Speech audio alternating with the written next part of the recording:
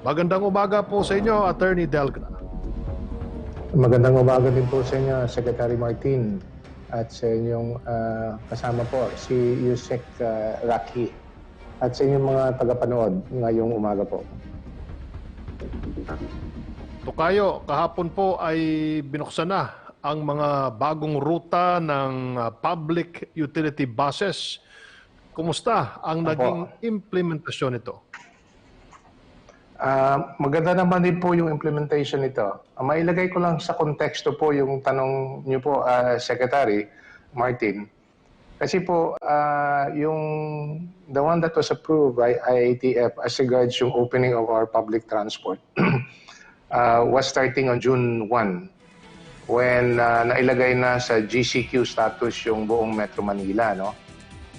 But what was decided was that limitado lang po yung public transport yung bubuksan. Ang ibig sabihin po, inuna po natin yung mga rota kung saan merong mga release ng tren.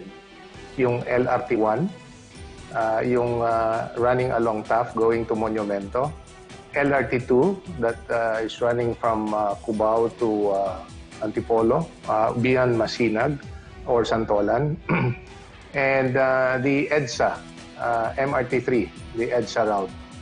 Aside from that, nagbukas rin po tayo ng mga P2P routes. No? So, and then yung mga pinayagan po natin mga public transport, limited as they are, I'm referring to the shuttle service, tuloy-tuloy pa rin po yan sa kasalukuyan, kahit na GCQ yan. Kung sino mang gusto na mag-apply ng shuttle service na may prangkisa po ito na kailangan, pwede pa rin po silang mag-apply. No? At pati na rin po yung taxi, pinayagan na rin po natin at saka TNBS. So we're monitoring it every day.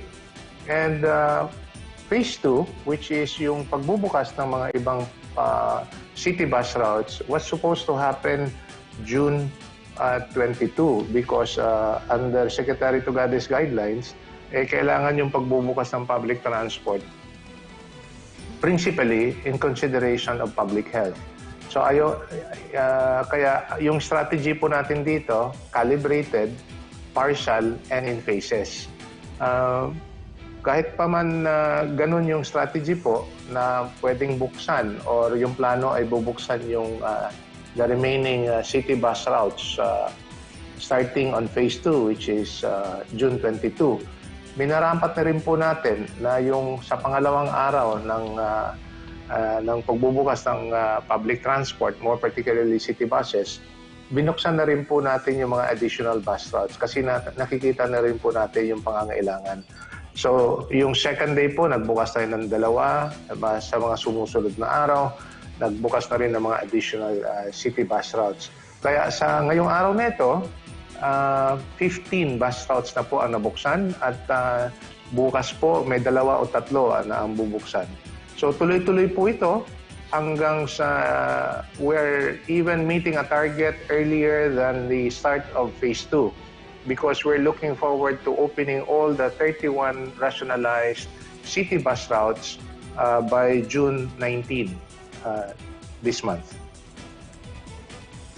Dahil sa limitado pa rin itong ating public transportation, ay marami pa rin po sa ating mga kababayan PUV, mga PUV driver ang walang trabaho. Kumusta po ang assistance natin sa kanila? Secretary Martin, you might be referring to the Social Amelioration Program for PUV drivers po, ano? Opo, sir. Meron po bang ugnayan ng inyong opisina sa DSWD or maging sa DOLE? Opo. Insofar as yung social amelioration for the PUV drivers po, ang may hawak ng pondo at yung nag-i-implement ng programa po ay yung DSWD. At saka yung papel po ng LTFRB at ng DOTR ay yung pag-assist doon sa DSWD sa pagkukuha ng mga pangalan ng mga PUV drivers. 2 po yung qualification dito. Una, driver po sila at pangalawa, driver sila ng isang pampublikong sasakyan of all modes, no? from buses to taxi to PUJ to TNDS, no? Transport service. So lahat po, considering the fact na yung LTFRB is the repository of this driver's database, minarapat ng DSWD na makipag-ugnayan sa LTFRB. So yung pong ginawa natin na kumuha we gathered and we submitted the list of PUV drivers sa DSWD at sila po yung nagpopondo at sila po yung naglalabas ng mga listahan kung sino nang pwedeng mabigyan. Ang ginagawa po natin dito on the part of LTFRB, we verify the list as drivers of public utility vehicle and then we submit it to DSWD. Ang ginagawa naman din po ng DSWD, what they call cross-match it with their list of those who are under the UCC or the 4Ps program. What I understand is that mahigit 4 million po ang nasa listahan ng yung dalawang programa na nabanggit ko sa DSWD para makita natin o makita nila na wala po yung tinatawag na duplication sa listahan. Pag mailinis na po ng listahan yan sa DSWD, ang gagawin po nila, ibabalik po natin nila sa amin at we will certify that these are the list of certified drivers na pwede nang bigyan. And what will happen is that pupunduhan na rin po ng DSWD sa pamimigay ng ayuda. What has happened so far is that dalawa po yung pamamaraan ng pagbibigay ng ayuda. Una, yung tinatawag nating over-the-counter kung saan kasama po natin yung land bank. Kung saan marami pong mga land bank branches sa Metro Manila ang binuksan para makapagbigay o makapag-release ng mga assistance na yan dun sa mga PUV drivers na nasa listahan na. Yung pangalawang pamamaraan din po ay yung pagbibigay electronically through GCash. So napagkasunduan po natin at napirmahan po natin yung MOA with DSWD, LTFRB, and GCash para bahagi yung mga assistance sa mga PUV drivers electronically. Ang ibig po sabihin yan, mapabilis po yung pagbibigay kasi hindi na po sila lalabas ng bahay, hindi na po sila sasakay ng sasakyan papunta sa bangko at pipila pa. What happens now is that they will just wait till they receive a confirmation that they have the assistance electronically. What we have received from DSWD, however, is that yung pondo po na binibigay ngayon is for NCR. So meron na pong mga about 90 plus million na nakalaan for NCR, umaabot po ng mahigit 700 million pesos. Pero sa kasalukuyan po, mababa pa, I have to admit, because that is our continuing coordination with DSWD, na mas mababa pa yung nabibigyan ng ayuda ng mga PUV drivers po.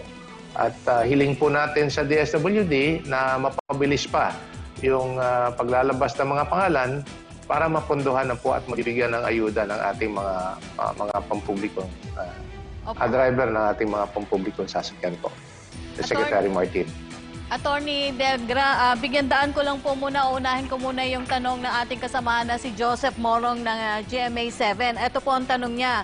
Kung may desisyon na daw po ang LTFO kayo for provincial buses, kung kailan daw po papayagan? As I mentioned earlier, yung strategy po na ito, paglalatag o pagbubukas ng mga rota po is calibrated, partial, and in phases. No? Sang-ayon na rin sa rekomendasyon ng Departamento ng Transportasyon at inaprubahan naman din po ng IATF. So for the provincial buses po, ang ginagawa po natin preparasyon, tinitingnan po natin yung mga tinatawag na integrated terminal exchanges kung saan these integrated terminal exchanges like PTEX, which is now open, can accommodate provincial buses as well. Ano? Now, ang timeline for the opening of the provincial routes would be at the start of phase 2, yung sinasabi ko kanina po. Attorney, may katanungan naman po ang ating viewer. Paano naman daw po silang mga operator ng UV Express na di naman daw binigyan ng special permit ng LTFRB? Kailan nyo daw po sila papayagang makabiyahe ulit? Mula raw po sila sa Leyte. Opo.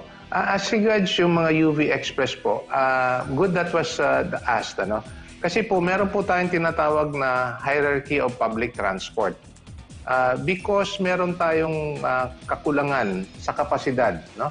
Because of the requirement of IATF, which is more specifically social distancing, we need to maintain a certain distance from one passenger to another inside a public utility vehicle. So minarapat na susundin natin yung hierarchy of public transport. Ano po ibig sabihin yan? Yung pinakamataas na hierarchy po, ito po yung RILES because they carry as more passenger than any mode. Pagbaba po ng RILES na yan, sa hierarchy na yan, yung bus. Kaya inuuna po natin yung bus na bibigyan ng special permit na makakatakbo once the routes are open. Pag hindi po wala pong bus or kulang yung bus, ay yung modern jeepney naman po. At bababa naman din po sa mga yung jeepney at sa mga UV Express. At bababa na rin po doon sa yung tinatawag nating mga tricycle kung saan hindi naman po saklaw ng LTFRB yan, pero ang pagkaalam po natin, pinapayagan din sa mga lugar, sa mga LGUs kung saan tumatakbo yung tricycle. So yun po yung tinatawag nating hierarchy of public transport na sinusunod po natin kung magbibigay tayo ng special permit.